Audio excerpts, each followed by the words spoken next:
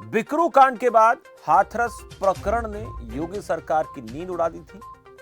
अभी एक और नया मामला सामने आ गया है। बलिया में गोली मारकर एक शख्स की सरेआम हत्या ने कानून व्यवस्था पर एक बार फिर से सवाल खड़े कर दिए और गोलीकांड का आरोप बीजेपी नेता पर लगा है।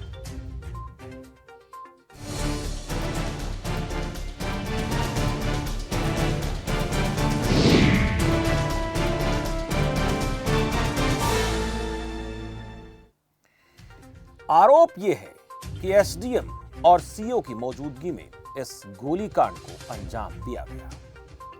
हालांकि मौके पर मौजूद एसडीएम, सीओ और दूसरे पुलिसकर्मियों को निलंबित कर दिया गया है।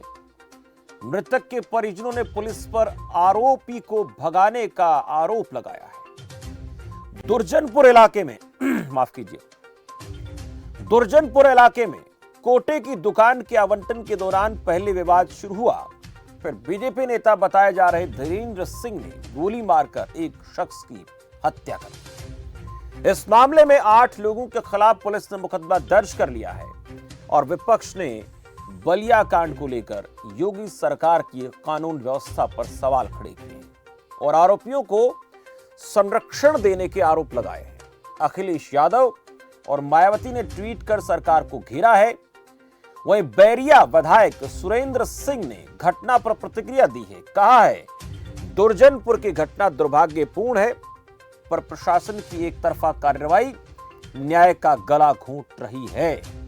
यानी अपनी ही सरकार के प्रशासन पर आरोप लगा रहे हैं। धीरेन्द्र सिंह आत्मरक्षा में गोली नहीं चलाता तो उसके परिवार सहित दर्जनों लोग मारे जाते, यह पक्ष रखा है बैरिया विधायक ने। इस पूरे घटनाक्रम को लेकर खबरफास्ट के कुछ सवाल हैं। वो सवाल पहले आपको स्क्रीन पर दिखाते हैं, उसके बाद चर्चा को आगे बढ़ाते हैं। मेहमान हमारे साथ जुड़े हुए हैं, उनका परिचय मैं आपसे कराऊंगा। यूपी में कानून व्यवस्था क्यों चरमरा गई है?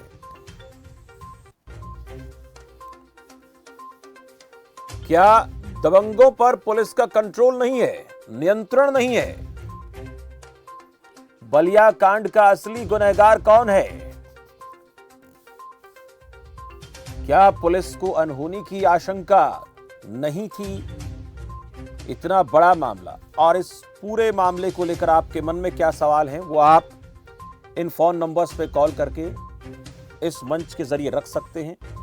यह आपका मंच है, सवाल आपका, क्योंकि आप जो सवाल पूछते हैं, जिन मेहमानों से आप पूछते हैं, वो हम आपके लिए मेहमान बुलाते हैं, वो आपके अपने मेहमान होते हैं। इसलिए हम लगातार एक बात आपसे जरूर कहते हैं, आप सवाल पूछें लेकिन मर्यादा का ख्याल आप लोग रखें। और अब तक जितने भी हमारे साथ दर्शक जुड़े हैं, सभी ने बड़े गंभीरता से अच्छे सवाल पूछे हैं। सत्ता पक्ष हो, विपक्ष हो या फिर कोई भी व्यक्ति जो मेहमान के तौर पर हम बुलाते हैं।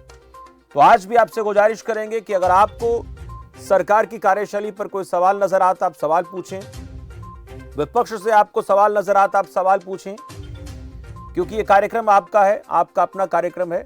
लेकिन आज एक बार फिर से योगी सरकार की कानून व्यवस्था पर सवाल खड़े हुए हैं, क्योंकि बलिया में जो गोलीकांड हुआ, जिसमें एक शख्स की मौत हो गई और आरोप ये लग रहे हैं कि वो बीजेपी का नेता है, बीजेपी के विधायक का बहुत करीबी है और जिस परिवार के शख्स की मौत हुई, उनका ये आरोप है कि पुलिस ने, प्रशासन ने उसको भगाने में मदद की है।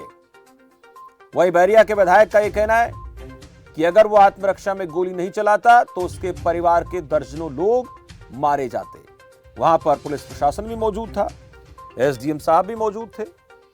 तो यह हत्या किसने की है, इसका जिम्मेदार कौन है, क्योंकि प्रशासन भी वहां पर मौजूद था। बैरिया के विधायक कहते हैं आत्मरक्षा में गोली चलाई। आपको क्या लगता है इस पूरे मामले में? आप सवाल पूछेंगे। हमारे साथ मेहमान जुड़े में, परिचय करा देता हूं। कीर्तिनिधि पांडे हैं, समाजवादी पार्टी के प्रवक्ता है। कीर्तिनिधि जी, स्वागत है आपका।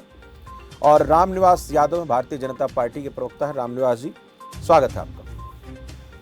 पहले कीर्तिनिधि पांडे जी, आपसे माफ कीजिए, रामनिवास यादव जी से पूछेंगे पहले, क्योंकि मसला सरकार से जुड़ा हुआ है, तो पहला सवाल सरकार से ही किया जाता है आमतौर पर। रामनिवास जी, बलिया में जो हुआ उस घटनाक्रम को लेकर पहली प्रतिक्रिया आपसे जानना चाहेंगे। यह घटनाक्रम वाकई में निंदनीय है सरेआम गोली चलाना वाकई में निंदनीय है, लेकिन बीजेपी के विधायक ये कह रहे हैं आत्मरक्षा में गोली चलाई। तो फिर ऐसा हुआ तो उन लोगों को सस्पेंड किया गया जो वहां पर मौजूद थे। शमशेर जी, ये घटना बहुत ही दुखद है और जिसने भी किया वो सलाखों के पीछे है और जो भी उसमें और हैं वो सब गिरफ्तार होंगे। जिस तरह से मुख्यमंत्री जी ने तुरंत एक्शन लेके उन दोषी अधिकारियों के खिलाफ कार्रवाई की जो लोग लापरवाही किए और इतनी बड़ी घटना घटी, क्योंकि ये जानकारी आई है कि पहले से विवाद था इस कोटे को लेके, तो पुलिस भी थी लेकिन पर्याप्त फोर्स नहीं थी और जिस तरह से पुलिस अधिकारियों ने लापरवाही की और माननीय मुख्यमंत्री जी ने तत्काल कार्रवाई करके उनको सस्पेंड किया है और इसमें जो भी दोषी होगा, अधिकारी हमारा होगा, कर्मचारी के खिलाफ से कार्रवाई होगी और इसमें योगी जी किसी को बख्शने वाले नहीं है। जो भी अपराधी है चाहे हमारा हो चाहे दूसरा हो, क्योंकि जो पक्ष मरा है वो भी हमारा ही समर्थक था। अब दुर्भाग्य से एक दुर्घटना हुई है, गोलीकांड हुआ है, उसमें उनकी हत्या हो गई है, दुखद है और उसमें जो भी उसमें दोषी हैं कोई बख्शा नहीं जाएगा। सब खिलाफ कार्रवाई हमारी सरकार कर रही है, आगे भी कड़ी कार्रवाई करेगी। जो चला गया वापस आ जाएगा यादव साहब? नहीं, अब ये तो दुखद है, वापस तो नहीं आएगा, लेकिन उसकी जिन लोगों ने घटना की है सरेआम हत्या की है सर, सरेआम गोली मारी है, सबके सामने गोली मारी है, खुले मैदान में गोली मारी है, खुले मैदान में गोली मारी है सर। सामने हुआ तभी वो सब पकड़ गए हैं और सब चिन्हित हो गए हैं। उसमें जो भी अधिकारी दोषी हैं खिलाफ कार्रवाई हो रही है और जो बचे हैं उसमें उनके खिलाफ भी कार्रवाई होगी। कोई बच्चे इतनी हिम्मत कहां से आ जाती है सर? इतनी हिम्मत कहां से आ जाती है? कोई आदमी अपने रिवॉल्वर को निकालकर सामने वाले को गोली मार देता है, इतनी हिम्मत कहां से आ जाती है? शमशेर जी, हिम्मत की बात नहीं है, ये तो कायरता है ऐसा अपराध करना। मैं कहूंगा हिम्मत नहीं, वो कायर है। आपकी पार्टी के विधायक क्यों कह रहे हैं आत्मरक्षा में गोली चलाई है? क्यों कह रहे हैं आपकी पार्टी के विधायक आत्मरक्षा में गोली चलाई है? नहीं, विधायक जी वहां मौके पर होंगे, उन्हें कुछ जानकारी हुई होगी, वो उनका अपना विषय है, लेकिन हमारी सरकार हौसला नहीं बढ़ा रहे विधायक ऐसा बोल के? चाहे जो आपकी पार्टी के विधायक हिम्मत नहीं बढ़ा रहे ऐसा बोल के उन लोगों का? नहीं, हमारी जो किसी पर भी गोली चला देंगे फिर विधायक साहब आके बोल देंगे आत्मरक्षा में गोली चला दी है। उनको गिरफ्तार किया है, जो से बचे वो सब जल जाएंगे, इसलिए किसी का हौसला बढ़ाने का नहीं सवाल है। हौसला अपराधी है, अपराधियों का हौसला तोड़ने का सवाल है, वो हमारी सरकार नहीं टूट रहा, तोड़ रही है। टूट नहीं रहा, मुझे भरोसा नहीं हो रहा आपकी बात से। मेहमान जुड़े, पूछ लेते उनको कितना भरोसा हो रहा है। प्रेम नारायण हुड्डा है, रोहतक से एक दर्शक है। प्रेम नारायण जी, स्वागत है आपका।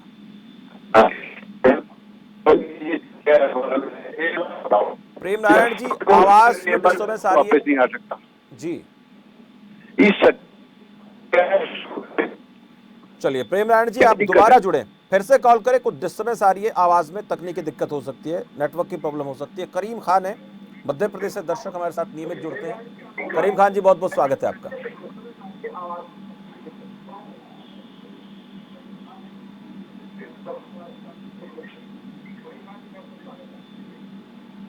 जी, आप सुन रहे हैं? जी सर। हाँ, सुन रहे हैं। मैं कह रहा हूँ, अगर पंचायत हो रही थी, गांव वाले मिलके अपना मामला निपटा लेते। वहाँ नेताजी करने क्या गए थे? नेता लोग जो है, इन्होंने हमारे यहाँ के प्रशासन और पुलिस तंत्र को पंगु बना दिया है। ये पंगु बनाए इन्होंने। अगर पुलिस और प्रशासन अपना काम करे, इनसे निडर होके, इनसे बेडर होके, तो वो सही तरीके से अंजाम दे सकते हैं। लेकिन जहाँ पुलिस काम करती है वहाँ पे इन नेताओं का दखल होता है और पुलिस उसमें बेकार हो जाती है। पुलिस को अपना काम करने देना चाहिए। पंचायत हो रही थी, किसी प्रकार का मामला था, तो वहाँ पे जब वो लोग निपटते और पुलिस निपटती। नेताजी का वहाँ क्या काम था? कांग्रेस का हो, बीजेपी का हो, कोई भी हो, लेकिन ये नेता प्रशासन को पंगु बनाने के चक्कर में लगे रहते हैं और ये बाज नहीं आती इस बात से, और व्यवस्था इनकी वजह से बिगड़ी हुई है। जी करीम खान जी, शुक्रिया। कीर्तिनिधि पांडे जी, सभी पार्टियों पर ऐसे आरोप लगते हैं कि पुलिस प्रशासन को, महकमे को पंगु बना देते हैं नेता, और अपना दबाव, अपना रसूख, अपना प्रभुत्व जमाने के लिए प्रशासन को दबाव में लिया जाता है। और ऐसा इस मामले में घटित होता हुआ नजर आ रहा है, क्योंकि जहां पर एसडीएम साहब खड़े हों, सीओ साहब खड़े हों, वहां कोई आदमी रिवॉल्वर निकालकर गोली चला देता है, सामने वाले की हत्या कर देता है और उसके बाद फरार हो जाता है। पुलिस हाथ पर हाथ धरी रहती है।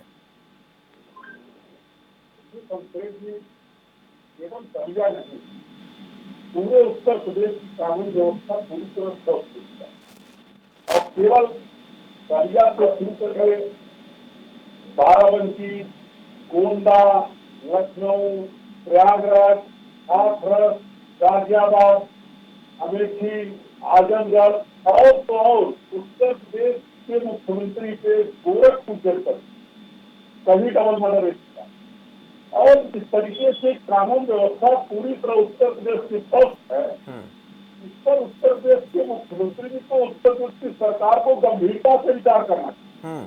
और जो सुरेंद्र सिंह जी बलिया के विधायक, ये जिग्रैल टाइप के विधायक लगते हैं, हर मसले पर उनका बोलते हैं और जिस तरीके से ये अपराधी का बचाव कर रहे हैं, ये साबित होता है कि वहाँ का जिला प्रशासन कहीं कहीं विधायक के दबाव में अपराधियों की मदद कर रहा। यही हाल हाथरस के अंदर रहा, यही हाल बलिया का है।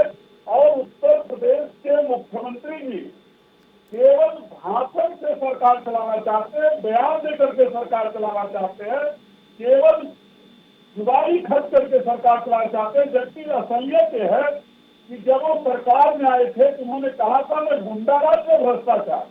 आज हालात क्या है? आज भ्रष्टाचार भी चरम पे है और गुंडाराज भी चरम पे। बहन बेटियों के साथ क्या हो रहा पूरे उत्तर प्रदेश के अंदर, उसके हालात से आप भी वाकिफ हैं। कोई समाचार चैनल खोल लीजिए, कोई अखबार खोल लीजिए, कोई समाचार पत्र पढ़िए, हर पन्ने पर अपराध है, हर पन्ने पर अपराध है। आज तो मैं पूछना चाहता हूँ रामनिवास जी से कि विकास दुबे का घर को आपने जो भी गिरवा दिया था, बलिया के धीरेन्द्र सिंह का घर कब गिरेगा जिसने पर्याप्त गोली चलाया, जिसने जिले में की मौजूदगी में गोली चलाया, उसका घर कब गिरेगा? उसका घर गिराने के बजाय, उसकी गिरफ्तारी करने के बजाय भारतीय जनता पार्टी के एमएलए उसका बचाव करते नजर आए। ये एक जाति विशेष कीर्तिनिधि पांडे जी, विकास दुबे से हमदर्दी है क्या? कीर्तिनिधि पांडे जी, विकास दुबे से हमदर्दी है क्या? अपराधी में कोई हमदर्दी नहीं, लेकिन समाजवादी पार्टी जानना चाहती है कि अगर उसका घर गिर सकता तो धीरेन्द्र सिंह का घर क्यों नहीं गिराया जा सकता? अपराधियों का घर क्यों नहीं गिराया जा सकता? तो रामपुर के पेड़ों का घर क्यों नहीं गिराया जा सकता? ठीक है। बाराबंकी के अंदर जो दलित बेटी के साथ रहते उन अपराधियों का घर क्यों नहीं गिराया जा सकता? विकास दुबे भी अपराधी है, एवं भी अपराधी है, इन लोगों का घर कब गिराया जाए?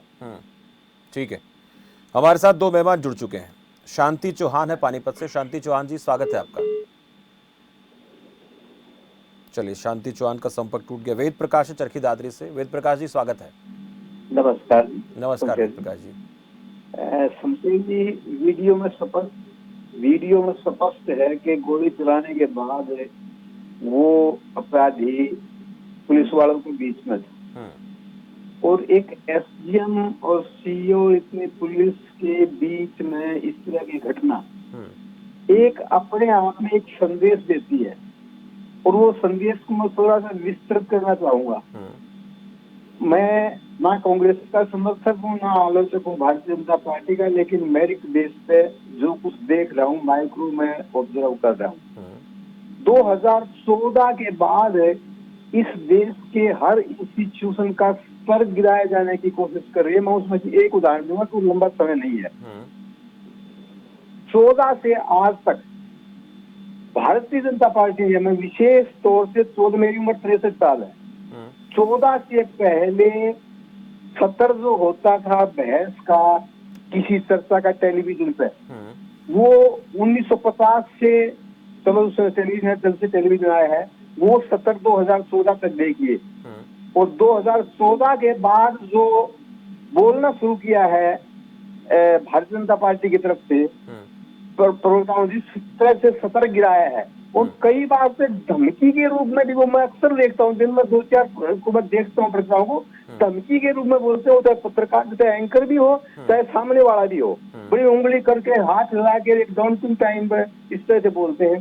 तो मैं और होते न जाते हुए एक सोची समझी साजिश के तहत इस देश के हर इंस्टीट्यूशन को ध्वस्त करके गुप्त एजेंडा है कि इस डेमोक्रेसी को ये भारतीय जनता पार्टी वास्तव में खत्म करना चाहती है। उम्र के लिहाज से हम रहे ना रहे, लेकिन आप मेरी ये बात ध्यान रखना, अगर भारतीय जनता पार्टी बार दोबारा से और आगे मौका मिला, निश्चित तौर से इस देश से प्रजातंत्र को खत्म करके यहाँ थियोक्रेटिक रूल लागू करेंगे। और ये सभी प्रकार की हिंसा है और उनको प्रोटेक्ट करना, किसी प्रकार के अपराधियों को प्रोटेक्ट करना, ये उसी का हिस्सा है कि एक भय का माहौल पैदा किया जाए, चाहे वो मॉब लिंचिंग के रूप में हो, चाहे धमकी के रूप में हो, चाहे इस तरह अपराधियों को संरक्षण देने में, कि जो हमारे साथ है हम उसको संरक्षण देंगे अपने एजेंडे के लिए, विरोधियों के लिए। इस देश में चाहे वो मीडिया के हों, चाहे विरोधी पार्टियां हों, चाहे किसी भी संस्था से, कोई स्थान नहीं है।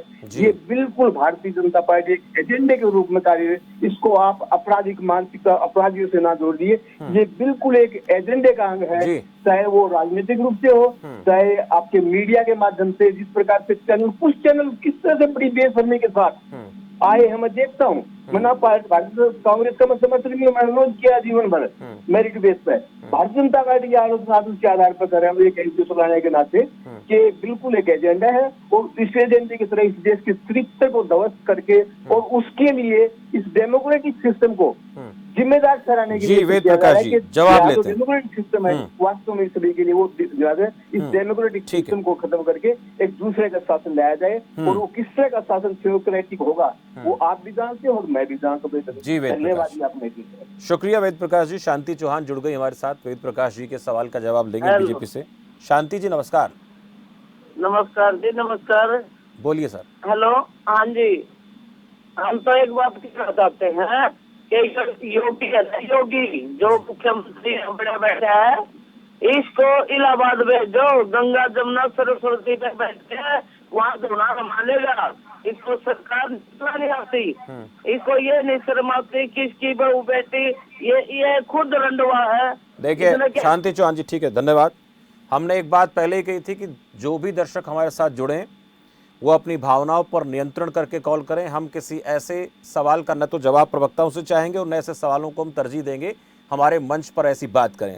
आपको आरोप लगाए, व्यक्तिगत आक्षेप किसी व्यक्ति पर आप नहीं लगा सकते। हमने लगातार एक बात कही है कि आपको लगता है कानून व्यवस्था किसी सरकार में ध्वस्त है, व्यवस्थाएं ठीक नहीं, आप सवाल पूछिए। लोकतंत्र में सवाल पूछने का अधिकार है। आपको लगता है कि लोकतंत्र पर हमला, आप पूछिए, लेकिन व्यक्तिगत आक्षेप किसी भी व्यक्ति पर, ना वो चाहे सत्ता पक्ष का और ना विपक्ष को, आप नहीं लगा सकते। ठीक है, शुक्रिया। रामनिवास यादव जी, वेद प्रकाश जी ने कहा लोकतंत्र को कहीं ना कहीं उसका हनन करने की कोशिश हो रही है, और आपने कीर्तिनिधि पांडे जी को भी सुना। नहीं, वेद प्रकाश जी किसी पुरानी व्यवस्था से ग्रसित होकर बात रख रहे हैं। एक संस्था का नाम बता दें जिसके जो खत्म हुई हो। वेद प्रकाश जी के पास ये तो किसी पार्टी कार्यकर्ता हैं, आलोचना के लिए आपसे सवाल पूछ लिए हैं, बाकी कोई का उद्देश्य नहीं। जो विषय आपका उस पर उन्होंने बात नहीं किया। अब सारी संस्थाओं का मैं पूछना चाहता हूँ आपके माध्यम से, कौन सी संस्था का नाम बता दीजिए जिसको हमारी सरकार ने खत्म किया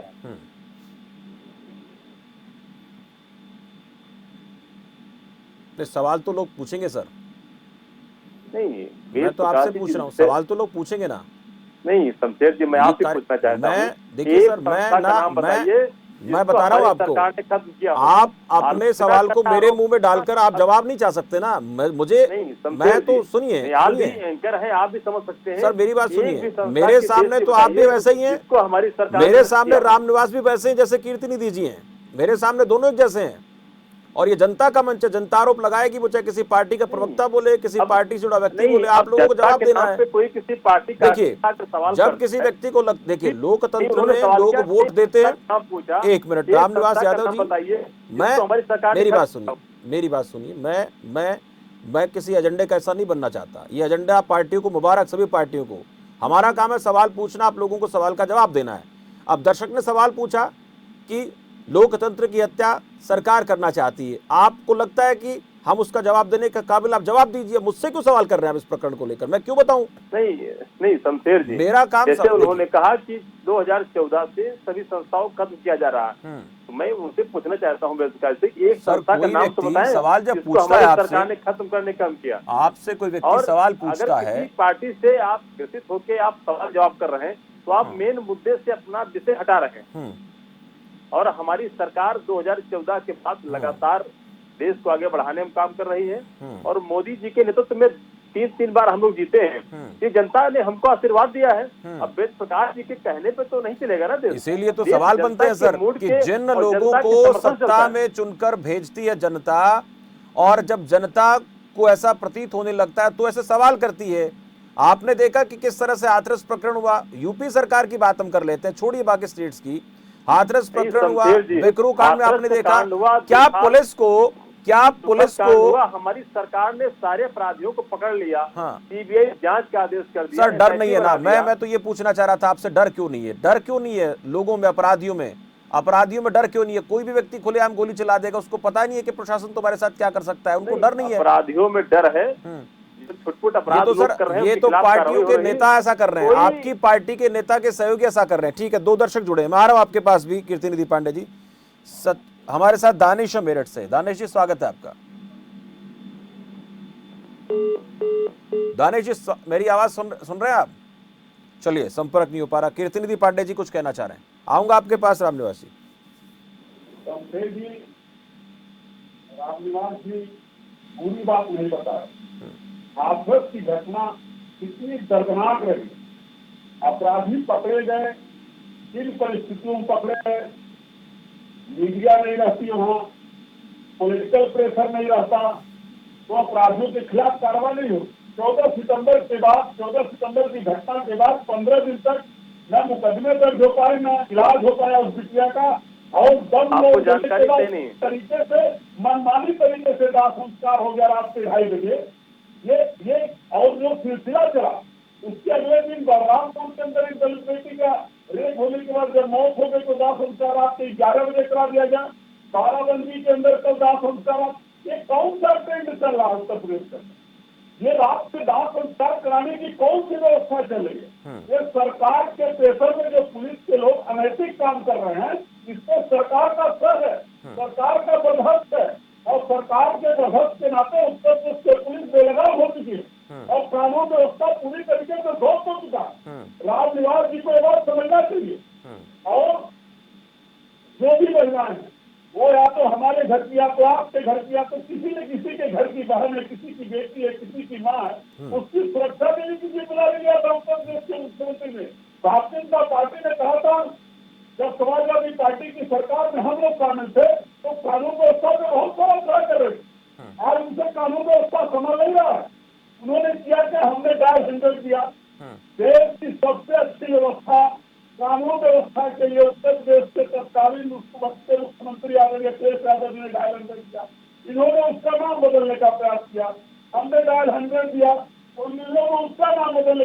ये केवल नाम बदलने में भरोसा करते हैं, काम कुछ नहीं किया। इनसे पूछेगा निवासी से कानून व्यवस्था को सुदृढ़ करने के लिए 4.25 की सरकार ने, इनकी सरकार। ठीक है कीर्तिनिधि पांडे जी, मैं आऊंगा। सतीश एक दर्शक जुड़ गए, वो कुछ पूछना चाहेंगे। सतीश जी स्वागत है, जीन से दर्शक हैं। सर नमस्कार शमशेर जी। नमस्कार सतीश जी। सर जी मैं कहना चाहता हूँ, बीजेपी में जो आ जाता है वो तो गंगा नहाया हो जाता है। बीजेपी में जो आता है वो गंगा में स्नान करके आता है, किसी और पार्टी में जाता है तो वो चोर हो जाता है। और हमारे हरियाणा की बात करता हूँ मैं, किसानों पे इतना बड़ा लाठीचार्ज हुआ, इन्होंने वहां धारा 144 लगा के, आज अनिल विज जियों ने विरोधा में जब फार्म नॉमिनेशन गुहाना में हो रहा था तो वहाँ हजारों आदमी बीजेपी के एमपी और एमएलए थे, मंत्री थे, वहां क्यों नहीं किया? तो शमशेर जी बीजेपी की एक सिस्टम है। 2013 की बात करिए आप तो मोदी जी कहते थे अंतरराष्ट्रीय बाजार पर कच्चे तेल के भाव के होंगे जो उसी पे रेट पे तेल और पेट्रोल और डीजल के रेट निर्धारित करेंगे। तो आज इनसे पूछिए ये इस देश की क्या दशा है। आज जीडीपी देखिए आप, और ये बोलते हैं बीजेपी वाले बोलते हैं कि हम ये कर दिया वो कर दिया, इन्होंने इस देश का बेड़ा गर्क कर दिया, दोबारा गुलामी की कगार पे देश है। और मैं अनुरोध करता हूँ प्रधानमंत्री जियों से, इस देश को बचाओ। ये बीजेपी के प्रवक्ता बैठे हैं, हमारी आवाज को वहां तक भेजें। ठीक, शुक्रिया सतीश कुमार जी। रामनिवास यादव जी, जितने भी कॉल आए आपने सबको सुन लिया ना? ये आम लोग हैं जो बात कर रहे हैं। हो सकता है कि इनमें से कोई पार्टी का प्रवक्ता भी हो, किसी पार्टी का कोई कार्यकर्ता भी हो, लेकिन जितने लोगों के फोन आए हैं, जितने लोगों ने बात करनी चाहिए, वो क्या कह रहे हैं, क्या इशारा कर रहे हैं, आपको समझ आया कुछ? शमशेर जी, समझ में हमारी आ रहा है। मैं आपको बहुत अच्छा बता दूं कि अगर उत्तर प्रदेश की देश की जनता, अगर हमारे काम खराब होंगे तो जैसे पांडे जी बैठे हैं, इनको 5 साल में हटा दिया जनता ने और बुरी तरह नेस्तनाबूद कर दिया इनको, तो 2014 में जीते, 2017 में जीते, 2019 जीते। अगर हमारा काम सही नहीं है, जनता हमें क्यों चुनती है? अगर हम गड़बड़ करेंगे तो हम खुद आत्ममंथन कर रहे हैं और जनता भी हमारे कामों का आकलन कर रही है। जब इनकी सरकार से, हमारी सरकार से तुलना करती है तो जनता को बहुत अंतर नजर आता है। हमारी सरकार में 24 घंटे से ज्यादा नहीं लगते, अपराधी पकड़े जाते हैं, और इनकी सरकार में अपराधी अपराध करने के बाद सीना खोल पूछते थे कि पुलिस को हैसियत है हमको पकड़ ले, लेकिन हमारी सरकार में किसी अपराधी की हैसियत नहीं कि अपराध करके खुलेआम घूम ले। ठीक है, अपराध होता है तो अपराधी पकड़े जाते हैं, ये बात कहना चाहते हैं। चलिए, मैं रोकूंगा आप दोनों को, रामनिवास जी आपको भी, कीर्तिनिधि पांडे जी आपको भी रोकना चाहूंगा। दोनों पार्टियों के प्रवक्ताओं का मैं शुक्रिया करना चाहूंगा।